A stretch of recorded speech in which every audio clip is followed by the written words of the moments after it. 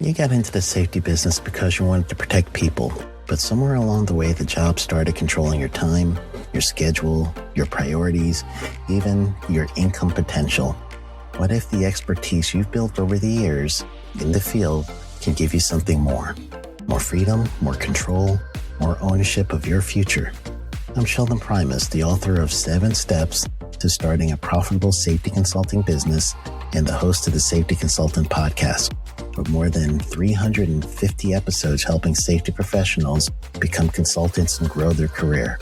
Consulting changed my life. In fact, I'm a full-time RVer, and one consulting contract paid for my home I live in today. Now, I help safety professionals build their own consulting practice through bi-weekly coaching calls, accountability, and personal guidance. But this program isn't for everyone. Start with the Consultant Readiness Audit at sheldon.coach. What if everything we thought we knew about safety was just interference? From the host of the Rated R Safety Show and the founder of Safety FM comes the complete Signal Transmission Trilogy, now available in one powerful edition. Safety, in my opinion, the book that started the conversation. Safety Mutation, where the boundaries of culture, systems, and belief begin to break. And now, Safety Transmission, the final piece of the signal. For the first time, all 3 books are together in one volume. The Signal Transmission Trilogy, Complete Edition. This isn't just about compliance. It's about consciousness. It's about decoding the way we think, lead, and live, inside and outside the system. Whether you've been following the signal since the beginning or you're just now tuning in, this is the version to own. Search Signal Trilogy on Amazon or visit safetyfm.com to get your copy now.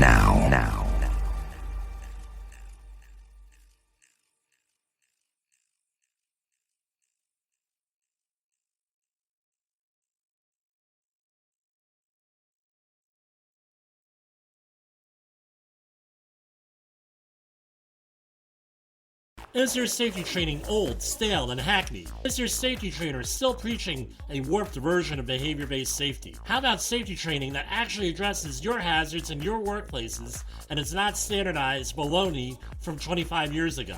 Contact the Safety Wars team at safetywars.com or call Jim Posel at 845-269-5772. Remember, if you're receiving this message, you are the solution to unsafe workplaces.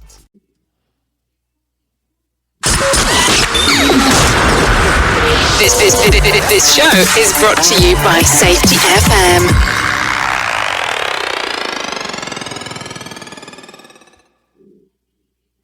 Warning, the following broadcast contains adult language, adult content, frank safety discussions, and stories that might sound unbelievable.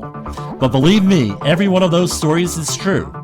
We didn't start the safety war, but we are going to fight to win it. For our families, for our communities, for our workplaces, and for our lives. And good afternoon, everybody. It's Friday the 13th. I'm going to do a shout out to my wife. We're halfway to your birthday, honey. So it's Friday, January 13th, 2023. What's happening out there? Hope everybody's doing well. You enjoyed your week. I ended the week on a positive note. I came out of the building that we're working on, and somebody was unloading a trailer, and everything was, when I got there, they were in the middle of the unloading of it, and the load was widthwise, not lengthwise, on the trailer, hanging off the ends of the trailer by about 10 feet. And I said, I hope to God that he wasn't driving you around like that. And I realized that, oh no, he made an adjustment and he put it like that, blah, blah, blah. I had mentioned it to one of our contract managers He was there, and we had one hell of a laugh.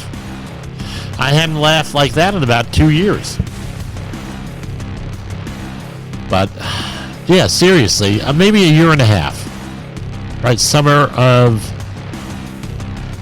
2021. But anyway, why do I remember details like that? So I wanted to give you, this is from selecthealth.org. The benefits of laughter. True laughter releases endorphins. One effect of the release is hormone is that it increases pain tolerance, so it relieves pain. Here's one for you. Increases your chances of getting pregnant. Really?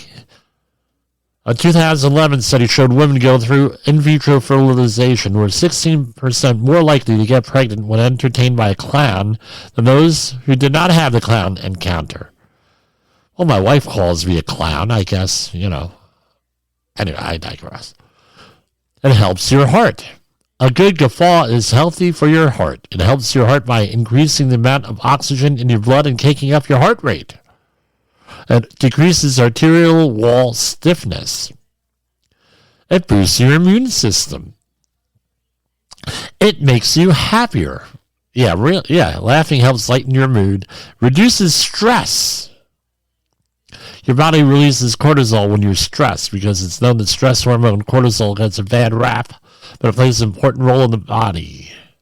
Right? And going on and on. It relaxes your body. And let's remember, laugh with people, not at people. So, anyway, everybody got a good laugh over what I had said, so I guess we were laughing with each other. Now, here's something else. There was a report, I don't have it in front of me here, about depression, anxiety, and some other mental health issues improving just by doing a good deed or having a good deed done to you. Works just as effective as many medications and other treatments. So, it's like I used to have a friend that would say, we had two friends, and one friend was always chronically negative. And the other friend would say, hey, you feel bad, that bad, one, you should go and volunteer somewhere. Right? Like a hospital, old age home, something like that. Do something nice, because one, is good for the mental health. Number two, you'll notice that you still have it pretty good. A little bit of thoughts there. Now, this study here, right, I don't know, this is weird here, right, but I don't know how they came up with this number. 96, this is from CNBC. 96% of workers are looking for a new job in 2023. The poll says, what to know before you job hop. A whopping 96% of workers are looking for a new position in 2023, largely in search of better pay, according to a recent report at MyMonster.com. Job hopping is widely considered the best way to give your salary a boost. But there are other considerations that matter too, such as a healthy work-life balance. So, people are, inflation, things cost more. People are looking at job hop. I don't know if it's 96%. It seems a little bit high on that. I would have to see the methodology for that. And we're going to hold off on that here. Public school enrollment drops by 1.4 million students posing financial challenges for big cities. This is from the Epoch Times. Enrollment in U.S. public schools saw a one-year drop of $1.4 million in the fall of 2020, hitting a 10-year low of 49.4 million students. Although enrollment rebounded slightly in 2021, it remains at its lowest level since 2010. New York City's public school enrollment decreased to 903,000. Now, what I don't understand here on that is this. So it has a quote here by Mayor Eric Adams. We have a hemorrhaging of families that are leaving the city, leaving the school system. Adams 3, the loss of students would trigger loss in federal funding. Okay, well, now we got to the truth here, right?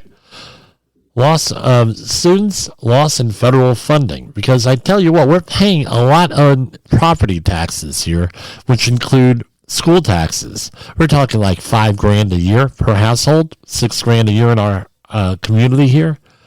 I would think that fewer students, the same number of property tax payers, would probably indicate that you would have more money for school. But I really don't know how this is working. When you consider federal funding for schools, that's probably where the truth is here with that. I know with colleges and universities, there's a big issue right now, right, with we're having a significant one at New Jersey City University, where they've had a couple of real bad financial decisions, and then now with the end of the pandemic, you have fewer students coming there, and they had to cut something like just for the people who don't know, New Jersey City University went through several thousand, it seems, name changes over the years. Maybe you have 5 or 6 in reality. And it's known as the Teaching College of New Jersey. No, colloquialism, popularly, right, because they specialize in teaching. What it comes down to is this. They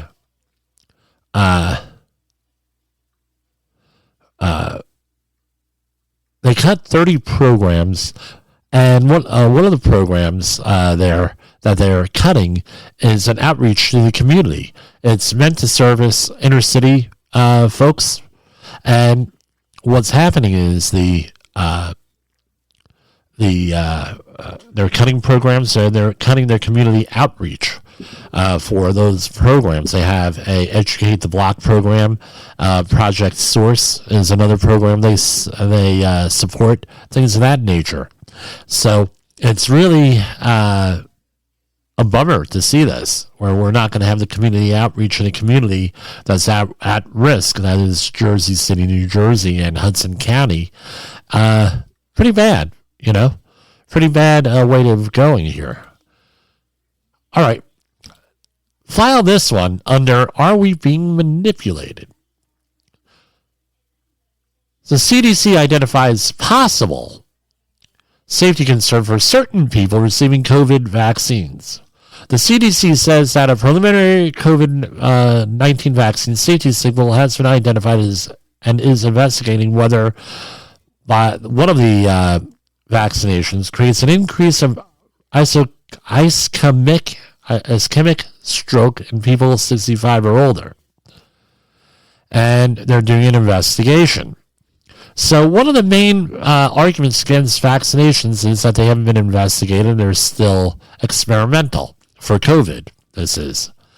I don't know. It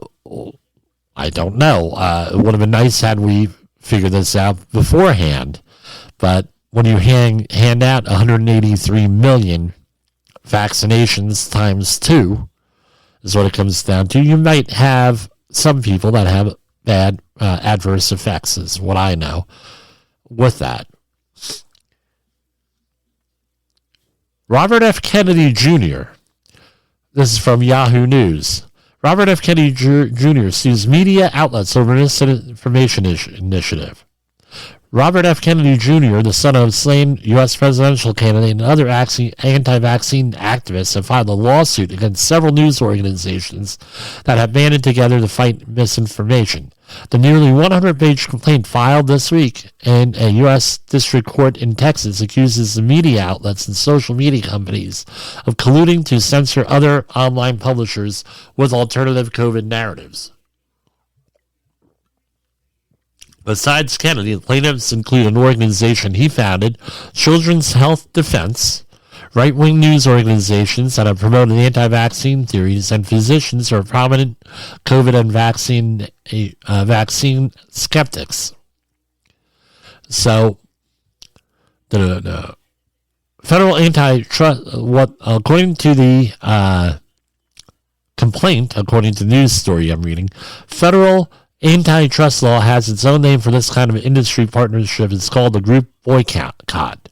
Claims of plaintiffs have been censored, demonetized, demoted, throttled, shadow banned, and or excluded entirely from platforms like Facebook, YouTube, Twitter, Instagram, and LinkedIn.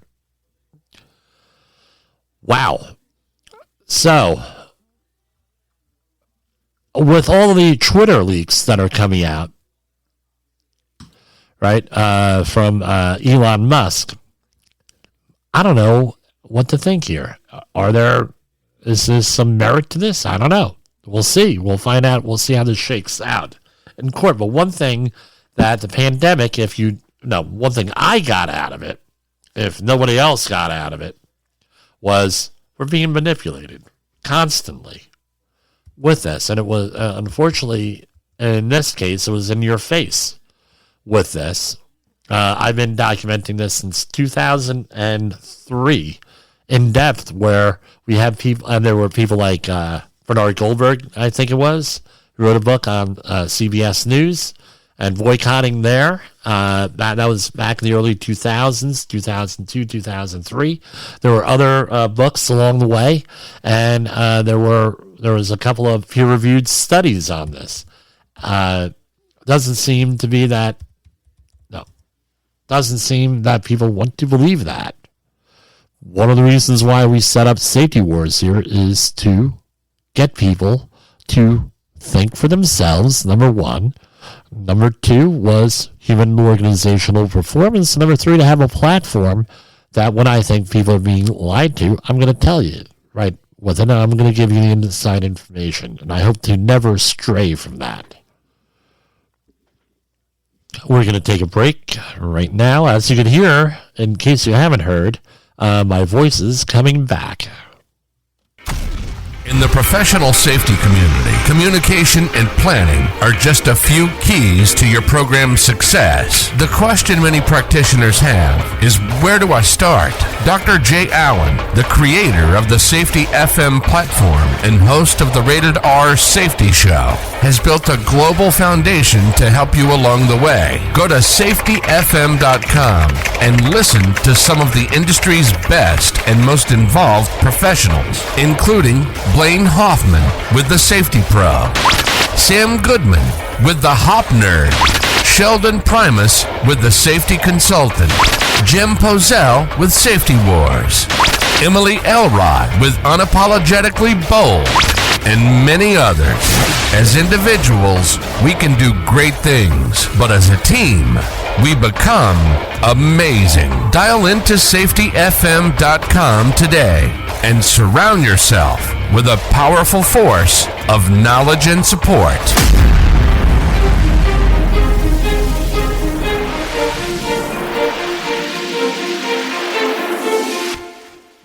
OSHA recordables, first aid cases, catastrophic losses.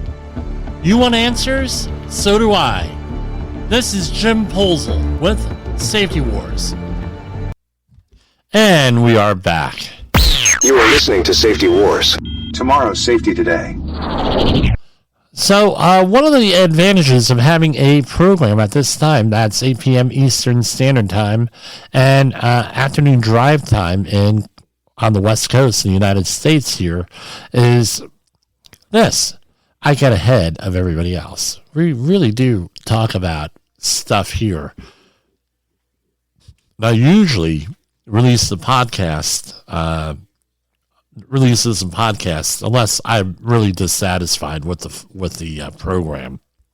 Right? Usually Monday, Tuesday, Wednesday, we're doing good here. We're doing really good. When it comes to Friday, after working 60 or 70 hours, I can be a little bit not so good. And I acknowledge that. So those are the ones that do not get posted. Monday is a holiday, so we will not be here in all likelihood. If we are, you'll know about it. With that, I usually have a meeting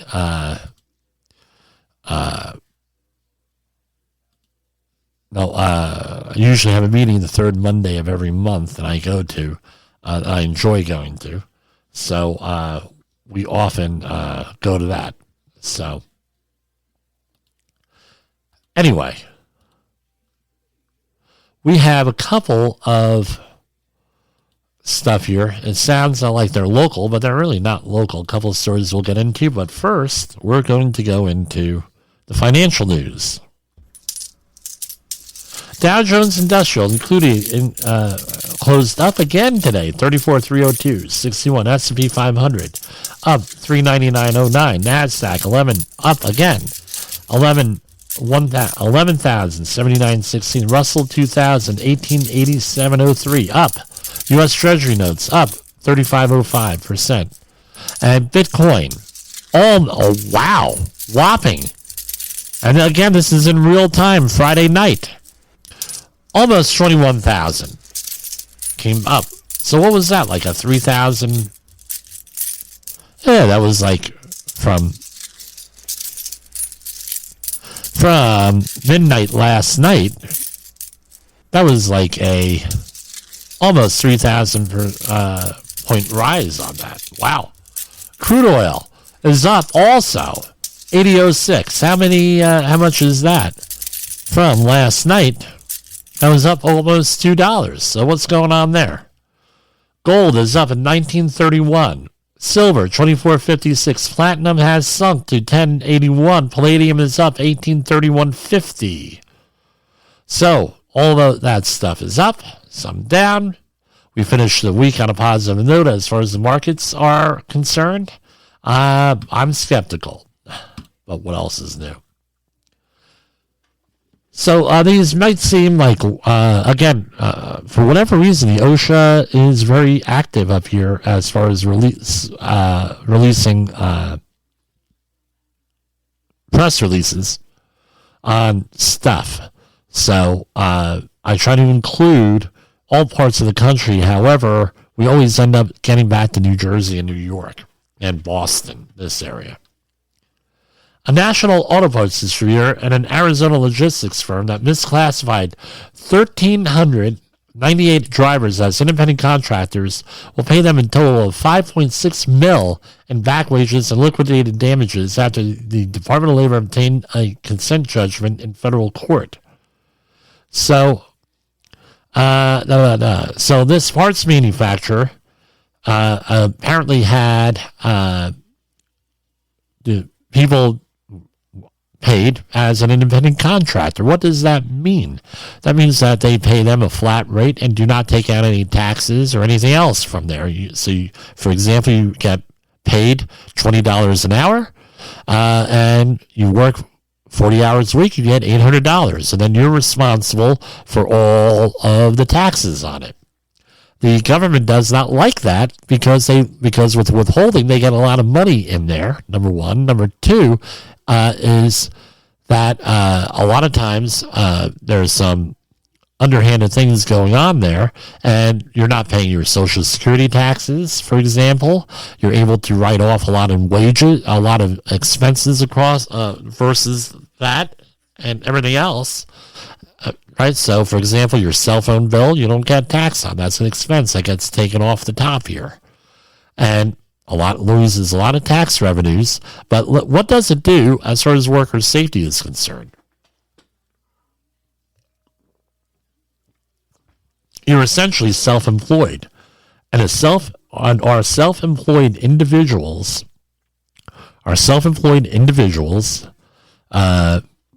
subject to OSHA. So what happens is, and I know this because we get the news almost every week here on our former governor, Jim McGreevey, who used to be a friend of the family. A friend of my family, was the mayor of the Woodbridge for many years, Woodbridge, New Jersey, where my family resides, where I grew up. And he had problems, and he left the governorship, and he started went back and became a Episcopalian priest, I believe it was. And he ended up starting a charity on workers getting back to work from prison, rehab, things of that nature, to put them into the workforce. And they stress a lot of safety because this is what happens. A lot of the people getting out of prison, they have either misdemeanors or felons. They're felons. And they have difficulty. Pardon me, I had to sneeze. They have difficulty finding employment. So what happens is they end up as independent contractors. They end up working for scab, I'm sorry for lack of a better word, scab companies that don't worry about safety and end up getting hurt. I mean, most horrific injuries because they're all not covered under OSHA. They're being paid as an independent contractor, or they're forced to form their own company, and then the main company would they'll hire them, and now you're paying a company, right? But you're still self-employed, so they're forced to become entrepreneurs. But what happens is I've been on jobs on projects where they've hired folks literally right out of prison. No hard hats. They don't supply them hard hats. They don't supply them safety glasses. They don't supply them work boots.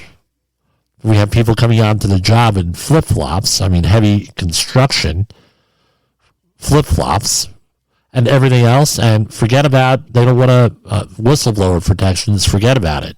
Hey, if you report, according to you're on probation, we often as a condition of probation, you have to go to school or have a job, or both. What ends up happening? If they report anything to OSHA, they can have whistleblower protections. But guess what? We all know with whistleblower protections, it's only within a certain amount of time. They get taken advantage of, they get abused, and everything else. I taught in a program at a university, individuals like this. And they're people who just want to work. They've been in prison, they're trying to straighten out their lives. And it's a shame that we have people out there going and taking advantage of them. And this is where this sort of thing happens, is with companies. They'll hire people just, let's see what else they don't have to do. They don't have to obey OSHA because these are independent contractors. They don't have workers' comp insurance because they're contractors. And if you're self-employed, you're not eligible for workers' comp in most cases. What else is going on? If they do get hurt and they want to sue somebody, people who are working with, good luck on that. Very difficult to succeed in that type of case. The big benefit for the company is you don't have to pay workers' comp insurance. You don't have to pay health insurance. You don't have to do a lot of stuff for that. So it used to be very easy to comply with the law back in the day when I first became self-employed. They had, I believe, either 7 or 9 criteria that they used to use for determining an independent contractor status. Under the Obama administration, I believe that was done away with, and now they look at everything. I think the biggest thing is, with an independent contractor, you say, I need this job done, you go and do it. Right? And that's it. You don't give them any direction. You don't give them a timeline. You might give them a deadline. You don't give them a timeline to do it. You don't manage the work or nothing. In that case, an argument can be made, and I'm not a lawyer here, that that's an independent contractor. If you say the job starts at 7 a.m., guess what? They're no longer an independent contractor. If you're giving them direction on how to do the job, they're no longer an independent contractor. Going on and on and on and on and on with that. That's all part of it. So, that's one thing. Here you go. U.S. Department of Labor finds a contractor continues to expose workers to potentially deadly falls, this time at Upper Saddle River worksite. This is Upper Saddle River is in New Jersey. Basically, it's one of the most exclusive neighborhoods in New Jersey. If you want to drive through a nice neighborhood, right, that's the neighborhood you go to. Back when I used to live in New York, about 2 miles away from where this happened, where this citation happened, where this incident happened, and it was amazing. You're looking at, I've been through Beverly Hills and I haven't seen houses like that. The other area town is Alpine, not too far away from that. Same deal. Now, beautiful houses like you would not believe. I was looking at a house in Alpine and it was considered a shack for $750,000 when I was looking for a house. And it was just you're paying for the address, and it was a shack.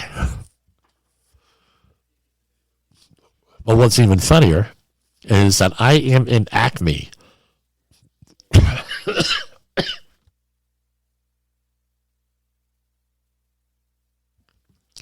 My son was about 2 years old. I'm in Acme shopping. And who do I see in the aisle? Reverend Run from Run DMC. So what song came on the radio, on the loudspeaker? Pretty funny. The Run DMC version of the cover of the Aerosmith song, Walk This Way. Right? And I just started singing the song, and Reverend Run looked at me like, what another one? Like he has to deal with this all the time. So I go and talk to one of the guys in the store, and I say, good afternoon. I don't talk to the guy. Guy wants to go shopping, right? Food shopping. And I talked to one of the guys in the store, one of the help there, and he says, every time he comes into the store, we put on Run DMC, specifically that song. It drives him nuts. But he goes along with it with a good sense of humor. All right, so here we go. Now, I have a little bit of an inside story here. My neighbor has a extended family, is in the roofing business, primarily residential roofs. And OSHA, and what happens is, I always wondered why I only see roofs being built on Saturday or Sunday in my town. Well, and the surrounding towns, Rockland County, Orange County, Bergen, Sussex, that sort of thing. And, the guy says to me, well, it's real simple. I think I knew the answer. He says, OSHA is not open on Sunday or Saturday. I said, really? He says, yeah. He says, basically what's going on is that an OSHA citation officer came to his job site and started writing him up for fall protection and everything else, very similar to what we're going to read out with this, right? And what happens is this: now,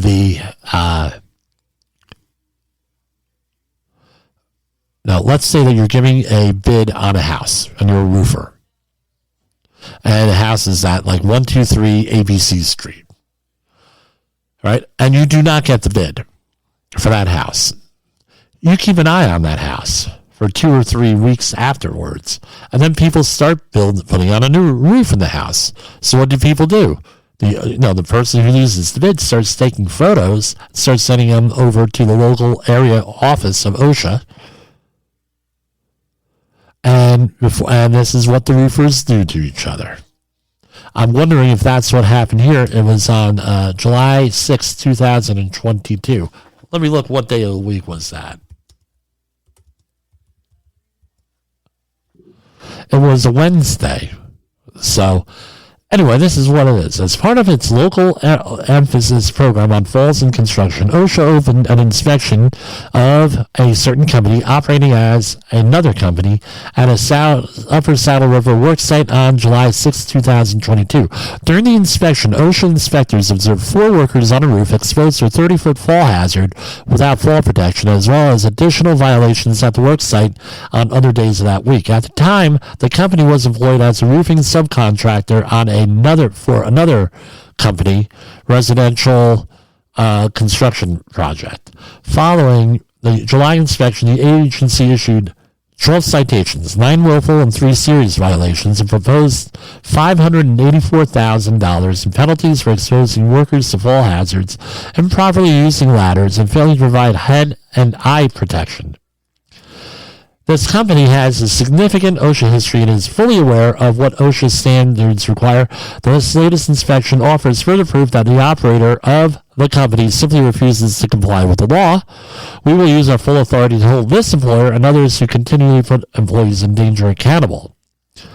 The Bureau reports that 986 construction workers died on the job in 2021, with 378 of those fatalities related to falls from elevation. And going on and on and on. Okay, let's dissect these 9 willful and 3 serious violations. Okay, I have it in front of me here. And let me point out to everybody here, everyone is innocent till proven guilty. And everybody, a lot of this stuff gets negotiated downward, settled out of court, vacated, and everything else. If I tell you what, this is what I tell clients. If you're having a small problem with OSHA, a couple grand here or there, okay, you can probably, negotiate that with them. Once it starts to get to $500 and some $1,000, you need an attorney at that point. You don't call up ABC and say, well, I'm going to negotiate it myself. I don't think that's going to work. You need an attorney. I tell you, $584,000, you better get an attorney on that one. Or there are safety consultants that do handle stuff like that, but they do it through an attorney. So here we have Citation 1, Item 1. Type of violation is serious. It was corrected during the inspection. They got a $6,381 proposed fine. Personal fall arrest systems, when stopping a fall, shall be rigged in such that an employee can neither free fall more than 6 feet nor contact any other lower level. Personal fall arrest systems did not protect employees from falls hazards, as lifelines utilized were rigged such that employees could fall approximately 30 feet and could contact lower levels. I'll read into this and say the ground. The condition was observed on or about 7/9/22.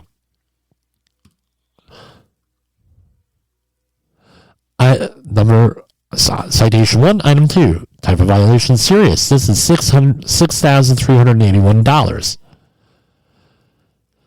Employee using a portable extension ladder was exposed to fall hazards of approximately 30 feet as the ladder side rails did not extend 3 foot above the upper landing surface. So when you're putting up a ladder, it has to extend by 3 feet. Usually that's 3 rungs above the surface that you're climbing onto.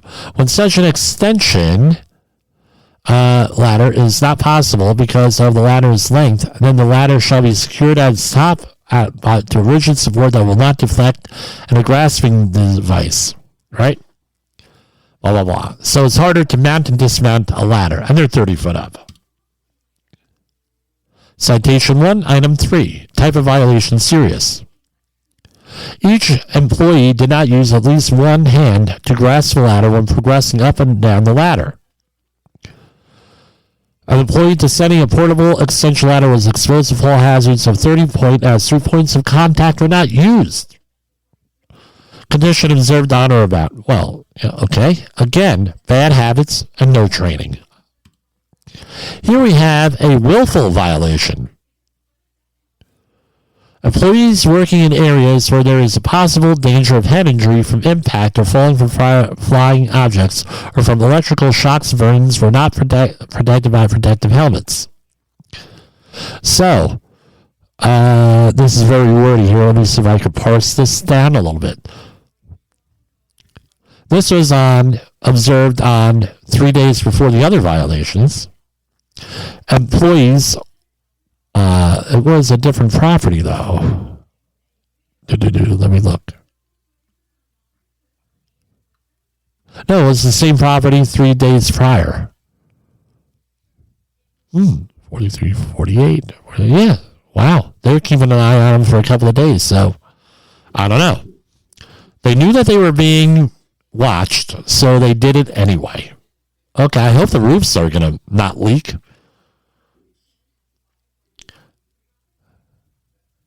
So they were not wearing appropriate head protection. And they had employees number 1, number 2, number 3, and number 4 were exposed to overhead impact hazards while engaged in the staging of roofing materials on a 6, whatever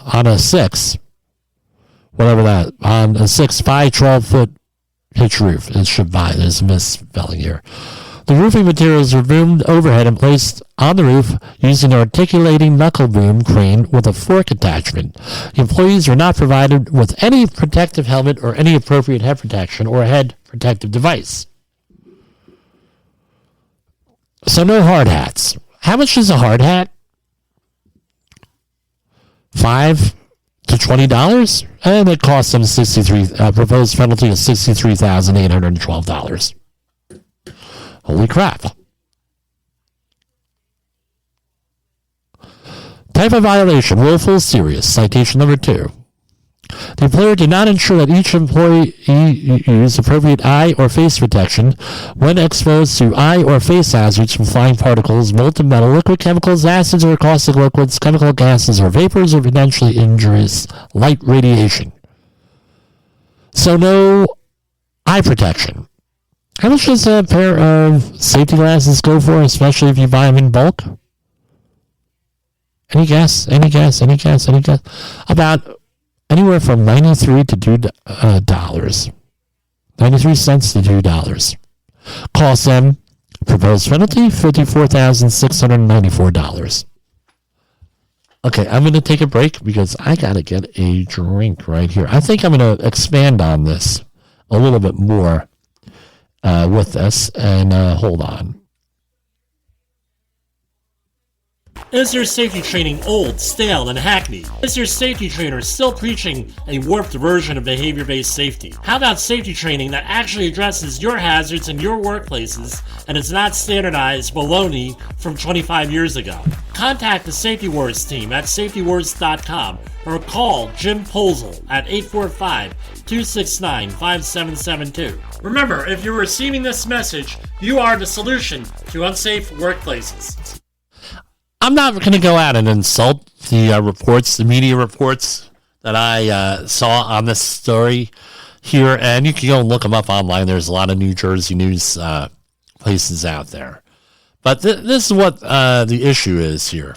Oh, let me scroll down here.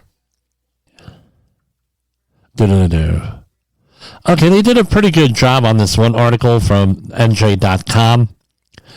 But it's really not useful here if you're interested in preventing accidents.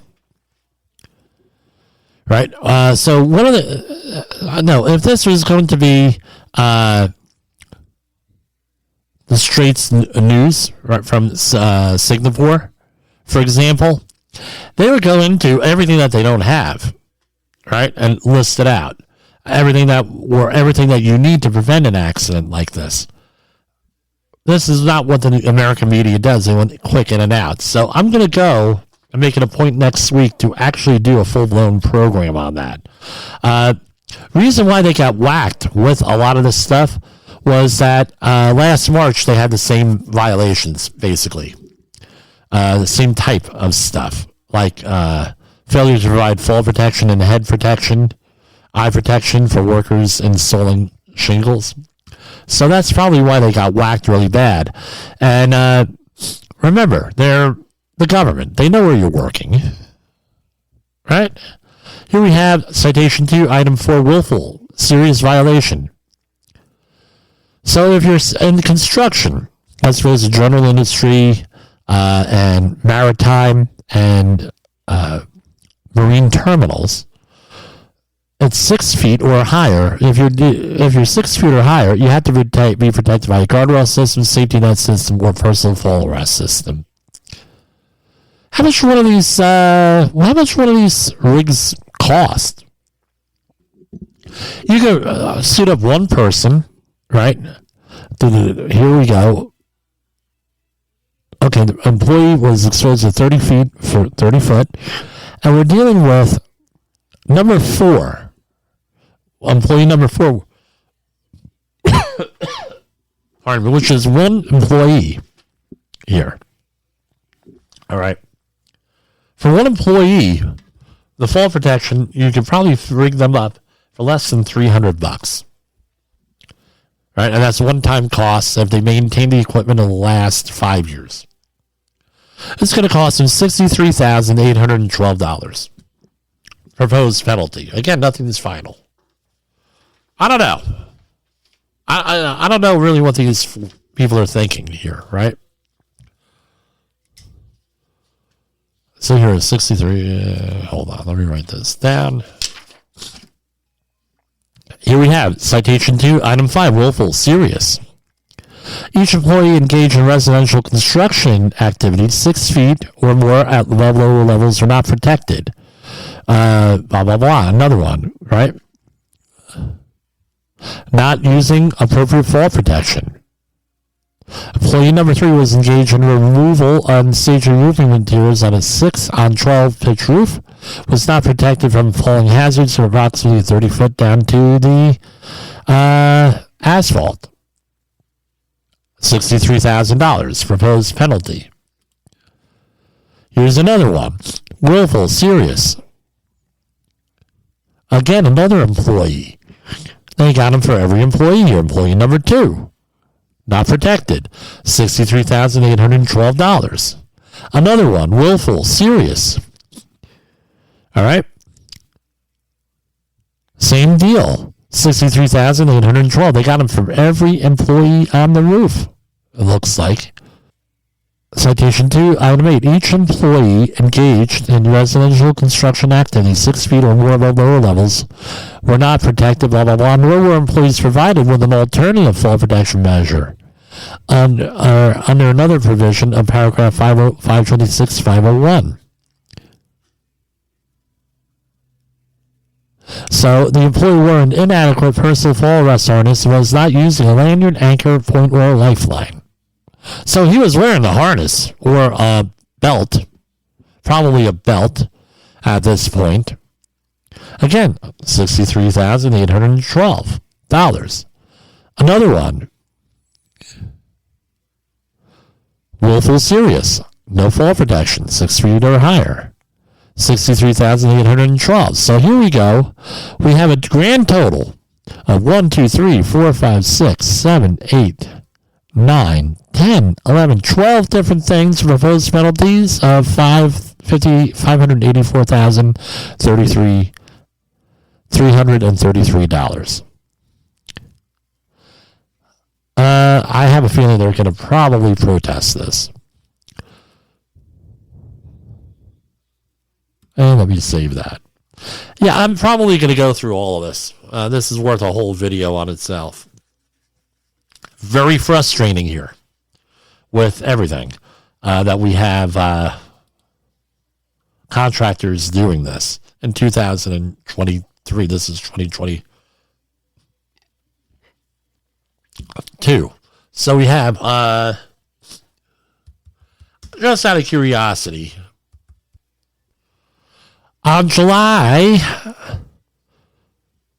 6th, 2022, in Saddlebrook, New Jersey, the average temperature was, the high temperature was 86 degrees and 67. I think if this were today, 2023, they might whack them for heat protection. Not having a heat protection plan or something like that. That would be a general duty clause type thing. So what do we need here? Now, let's do a little bit of a deep dive here. All right. No, first of all, why are roofers doing this? Why is that a targeted industry? Every week, practically, you can probably find a roofer in this country getting cited. So this is not a unique thing here. Number one. Number two, you have the inside story here. And I guess we could call this a Safety Wars exclusive, right? Safety Wars exclusive. Right, you have roofers calling OSHA on each other, right? This is what I'm told here. And so we have another thing going on. Number three is that until 2010, right, roofers were effectively... All right, so basically roofing wasn't really cited, right? The roofing by OSHA until like 2010. Even though it applied to them, it wasn't a targeted real industry until 2010.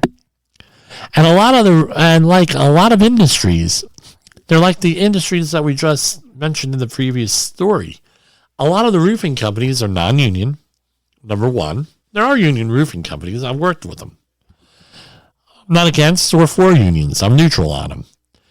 A lot of the folks are from at-risk communities, from downtrodden communities that are, we're talking criminals. I worked with roofing companies. They specifically hire people who are former convicts, criminals, people who can't find a job anywhere else. They end up in the roofing business often. So what happens is the roofing companies, well, they don't have to give them any type of, they feel that they don't have to give them any training, any equipment, nothing. Just go up on the roof and guess what? Part of your conditions of probation, if you're on probation, is that you have to have a job. You got to go to school. So these people, the incentive is that we're going to hire people at risk, right? We're going to hire people who are desperate. This is what I've been told. We're going to hire people with all different types of situations, and we're not going to pay them a lot, and we're not going to do anything for them. And because this is very competitive, especially in this area where I live, guess what? Safety training and everything, you're never going to get these jobs, right? Because there's always going to be a company out there not doing, the right thing by their employees. So what ends up happening is you have situations like this. Multiple problems, multiple things. I tell you what, we do a lot of, we're hired as competent persons for general contractors, and usually it's from the roofing companies that refuse to do, a lot of them refuse to do even the most basic health and safety. This is just the way it is. With them, we end up having problems, issues managing them. The other thing is this. The roofing is essential. Some would argue the roof is just as important as the foundation of a building because the roof protects everything on the inside of the building. So they basically got you by the proverbial gonads when they come to the job site. You need a new roof on your house. You have a leak. Guess what? You're not going to spend a lot of money. You're going to go low bid. You're not going to say, well, I'm going to be worried about the workers and how the workers are treated, and if they have fall protection, and if they have this, if they have that, blah, blah, blah, blah, blah, blah, blah. You're not going to do that. You're going to, especially in the residential, you're going to go for the cheapest people possible. So what ends up happening? That's where all the problems occur, it seems, with OSHA violations, fatalities. And those are the high profile ones. I don't even know. That would be a question for Dawn Becker, right, from Insure People First. I don't even know what your liabilities would be as a homeowner if someone falls off your roof. I have no idea. We know that they can't sue the employer. That's assuming that they are not being paid as an independent contractor.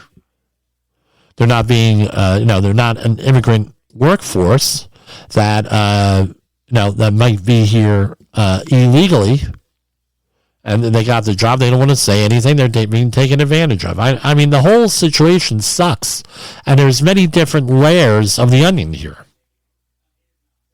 with this. It's a definite problem. I know one thing. We were on a job last winter, not this past winter, but winter of 2022. The roofing contractor outright threatened to kill us and destroy us because of we were actually enforcing fall protection stuff for the general contractor. And so, well, nobody else gives us these issues. Well, I don't know what to tell you on that one with this. I don't know. Do we have anything else you want to talk about? I blew through all my stuff here for the day. And I know I downloaded a couple of memes here that seemed pretty inspirational to me. So this is what I found out today. And people, this is one of the big lies in safety, I call it. If you have diesel engines, they do not give you indoor air quality problems. So we recently got a diesel, one of my projects, we have a diesel compressor out there.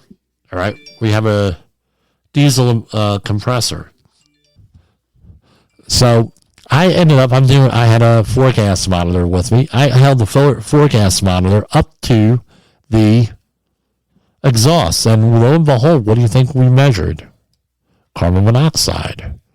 Are there some interferences with some of the other stuff in diesel exhaust? Yeah, a little bit, but basically I did some research, and that's what everybody else, all the articles there, you do get carbon monoxide from diesel exhaust, but you continuously hear from people, oh no, you don't know, there is no carbon monoxide in diesel exhaust, so therefore we're going to go and we're going to put that inside of a building. The reality is that you do get carbon monoxide, a lot lesser than a gas engine, and you still need ventilation and everything else, but this is one of the things, that are out there. The other thing is the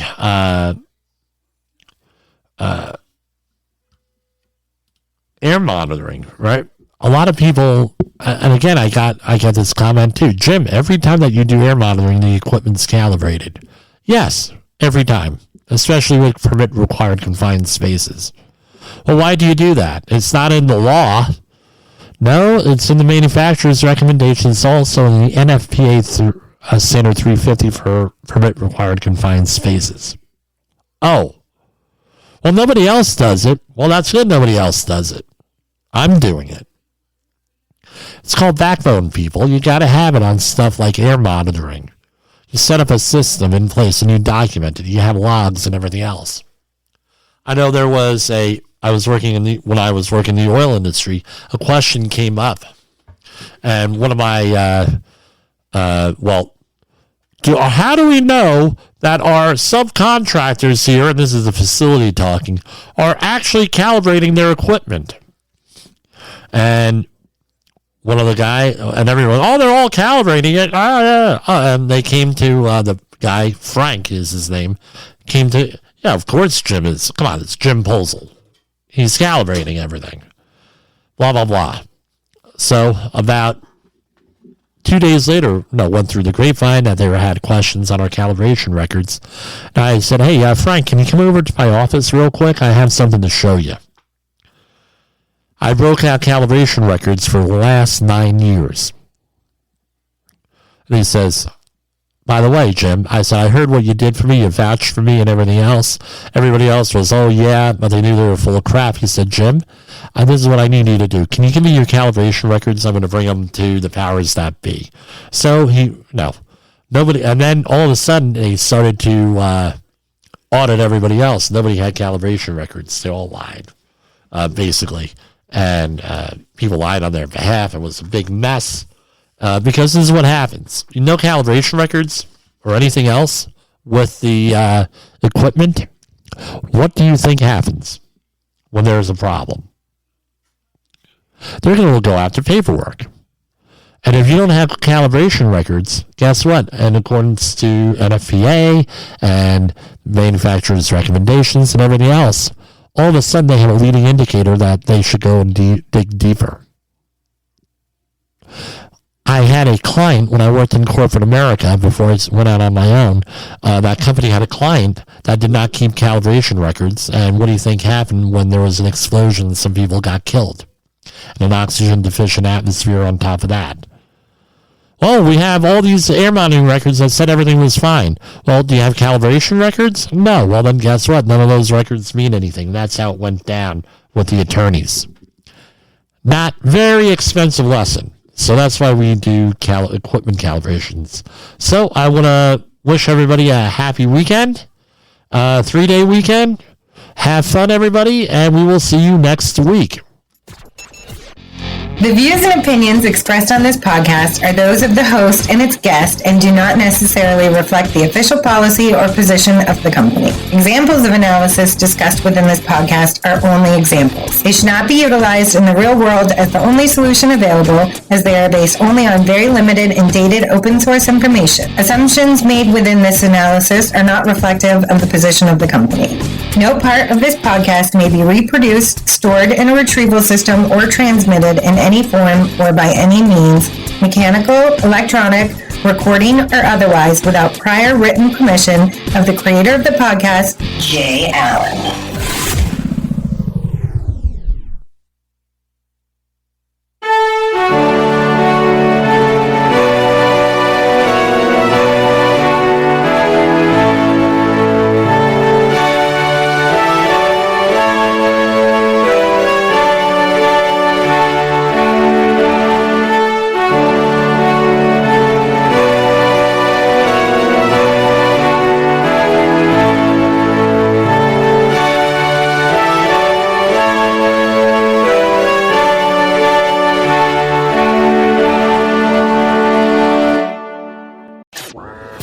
Safety training old, stale, and hacked? Is your safety trainer still preaching a warped version of behavior-based safety? How about safety training that actually addresses your hazards in your workplaces and is not standardized baloney from 25 years ago? Contact the Safety Wars team at safetywars.com or call Jim Posel at 845-269-5772.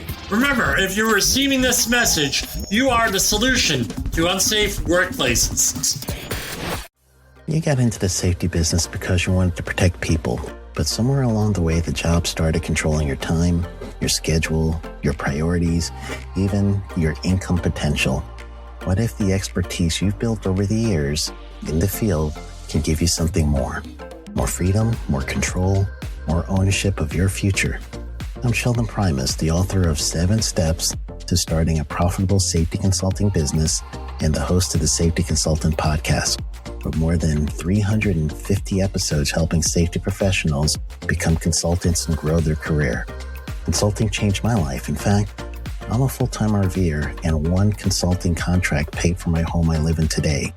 Now, I help safety professionals build their own consulting practice through bi-weekly coaching calls, accountability, and personal guidance. But this program isn't for everyone. Start with the Consultant Readiness Audit at sheldon.coach. What if everything we thought we knew about safety was just interference? From the host of the Rated R Safety Show and the founder of Safety FM comes the complete Signal Transmission Trilogy, now available in one powerful edition. Safety, in my opinion, the book that started the conversation. Safety Mutation, where the boundaries of culture, systems, and belief begin to break. And now, Safety Transmission, the final piece of the signal.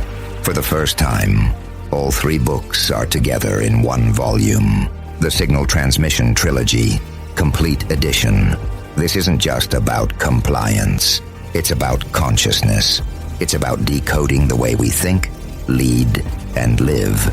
inside and outside the system. Whether you've been following the signal since the beginning or you're just now tuning in, this is the version to own. Search Signal Trilogy on Amazon or visit safetyfm.com to get your copy now.